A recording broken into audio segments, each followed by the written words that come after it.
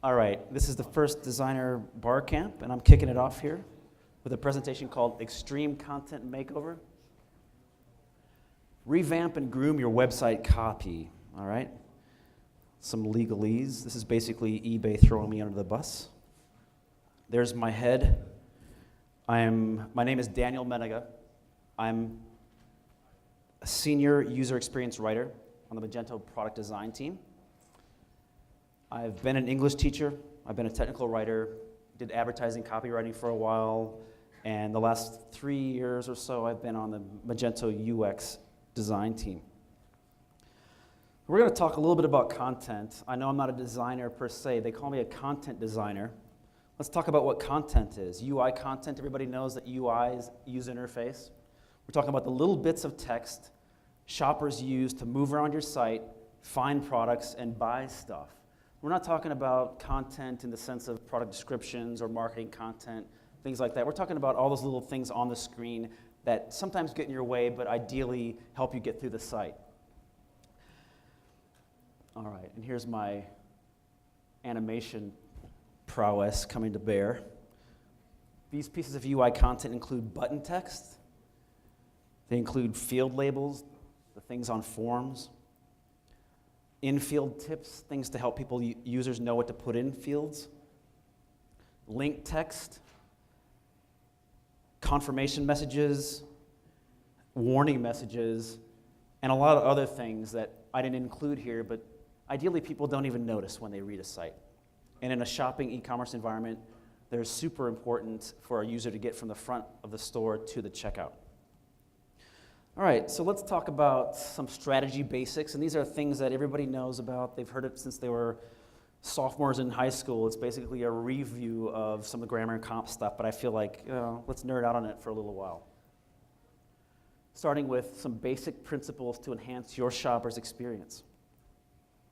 All right, the first one is be your audience, and we've heard that a million times if you've been in any kind of writing class. But what does it mean to shoppers in an e-commerce site? Basically means you're trying to put yourself in the shopper's shoes and look at the stuff that you write, the things on the page, as if you are an actual shopper. So, translation, evaluate your site as a shopper and as a human being. Another one that's a little nugget from grammar school, less is more. And in a UI environment, it's especially important to get out of the shopper's way very, very quickly. You don't want to waste time going on and on about an action when you just want them to take it. All right? Another nugget, use short, simple words. The shorter the better. Be as casual as your brand allows you to be. State the action word first, just as in that sentence. State the action word first so that you get to the point really, really quickly and don't waste your user's time if you want them to say check out or go to the next action. All right, moving on. Be credible yet readable. I know in this environment especially we've got this merge of technology and communication. We want to try to be, oftentimes we want to be technical. We think that being technical gives you credibility when in fact it just kind of annoys users, especially if they're normal people. So we want to write in the everyday way that people talk. We want to use real sentence structure. We want to use parts of speech. We want to use subjects, objects, verbs, pronouns, punctuation. We want to use everything that's involved in Schoolhouse Rock, conjunction, junction especially. Contractions are okay, especially in this internet age with social media. You know, we're used to speaking fairly casually, and some of those contractions put readers at ease, and they're okay. UI content should be effortless or invisible. Oftentimes you shouldn't even notice it, but if you do notice it, sometimes it's enjoyable. I think especially of 404 pages where people have a lot of fun. I don't have any examples of that today, but you all know you've seen good ones and bad ones. Saying no to jargon is similar to not being technical. You don't want the technical aspect of a message to lure you into robot speak because you think it makes you sound more credible.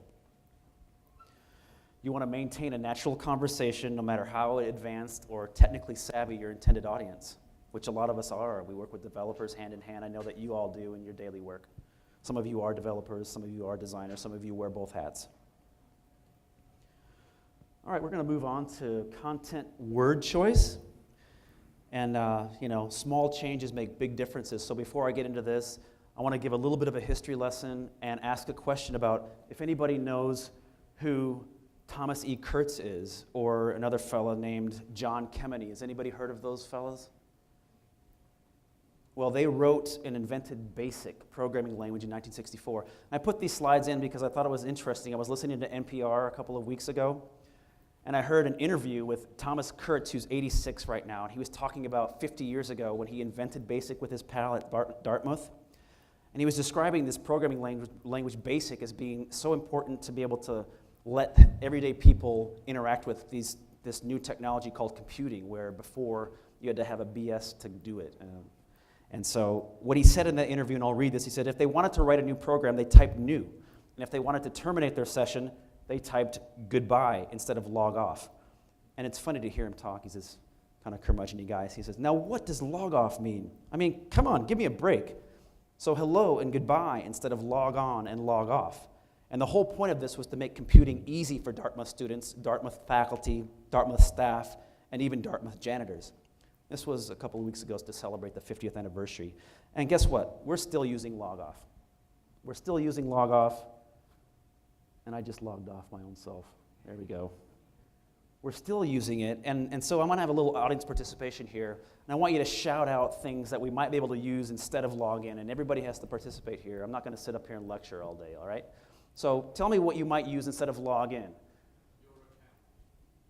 Sure, or sign in. And I know that Kurt suggested hello. I know in some contexts we can't really use that because it doesn't fit our e-commerce environment.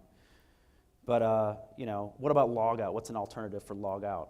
Same thing, we went through the sign out or possibly goodbye if the context works for your brand and your marketing. What about additional? Any suggestions for alternates to additional that you might use on the user interface on your store? More, plus. I like plus a lot. Additional-er, yeah, more additional-er. I like that, even better. All right, what about continue shopping? What might you say on your site instead of continue shopping? Buy more? Yeah, buy more is great. I had keep shopping, but I like buy more even better. Goods, kind of an old word, used to mean shipping things. Products, yeah, products, possibly items. Products is also good. Let's do a few more. Out of stock, it's kind of an inventory term, a phrase that we like to use when we don't have a product. So we show a customer out of stock. What's a better way to say out of stock? What's the way? Sold out? Yeah. Excellent. Optimal. We think that it's kind of classy word, but what should we use instead? I heard it. Ideal is good or otherwise best. I heard best out there somewhere. Somebody whispered it. Don't be shy. All right, proceed to checkout. This is all over your sites more than likely. How about checkout? Yeah, or go to checkout. Purchase. That's another old word from 19th century. Buy. Beauty. What about register? That's another one of those log on words. Sign up. Excellent. Create an account. I don't need to do this. Did this get handed out beforehand? Not sure. All right, a couple more here. Shipping, that's very merchant point of view. It's very merchant-oriented. What's a way that a shopper might think of it as? Yeah, excellent. And these are all over the sites as we speak. They're out there right now. Send it. Yeah, bring it. I like it. How about currently? And we have only a couple more of these. Oh, I gave it up. All right, so you all knew that anyways. Utilize. Use. Perfect. But these, again, are all over our sites as we speak. One more last one here. View. When's the last time you viewed something? You don't speak that way. See. Yeah. Very good. Okay. So anyway, I don't want to admonish anybody, but those are just some things that kind of are my little pet peeves, and I see them all over commerce sites today, and I hope that you can clean that up. Point of view. Now we're going to get a little philosophical as we close up here. And I want to talk about the word on we and point of view, system messages. System messages are super important because they guide somebody through. They either admonish them or they encourage a shopper to get through the site. We want to be sure that this is a very personal, it's an opportunity to communicate with a shopper. And I want to ask a couple of rhetorical questions here. Does Magento have a personality? Is Magento an entity or just a system? Is Magento actively on your side? Is Magento your trusted partner? Keep in mind, I'm looking at this as a Magento writer. You have to put yourself in your own shoes with your own brand and decide for yourself if you can plug in Magento for your company and think about that in these terms. Or Is Magento or your store a detached, mindless and impersonal? Is it just a code mass that reacts to static, sterile input from your shoppers who are anonymous out there? Likewise, are customers people? Do customers have identities? Or are customers just these anonymous, people out there punching in data and generic sources of data input? What I'm trying to get to is that when we message people out there, either in emails or on-screen messages, warnings, confirmations, whatever it might be, using we and you is a good thing to do. We may not be used to it because it's somewhat new, and we were taught not to do that, especially if you have a technical background. We're taught not to do that, to remove your own personal pronouns from the mix. But it borrows from the everyday way that people communicate. It empowers users and affirms their actions. And in our case, when I write, we helps reinforce Magento's collective heartfelt relationship to the people that are using the product. All right, I'm going to do a quick before and after. I won't ask for responses. I think I'm running out of time. But I want to show you some examples that I use that I've touched up in our Magento experience, just by way of example. And again, you'll have to customize this if you take anything from this to your own specific environment, because some of these are very, very related directly to the Magento product. The password has expired and must now be changed. It's a little bit passive. It's a little bit admonishing. What about, looks like it's time to change your password? So you just switch the point of view a little bit, add a personal pronoun, and makes it look a little bit more like an adventure, even though it's kind of a boring adventure, but still.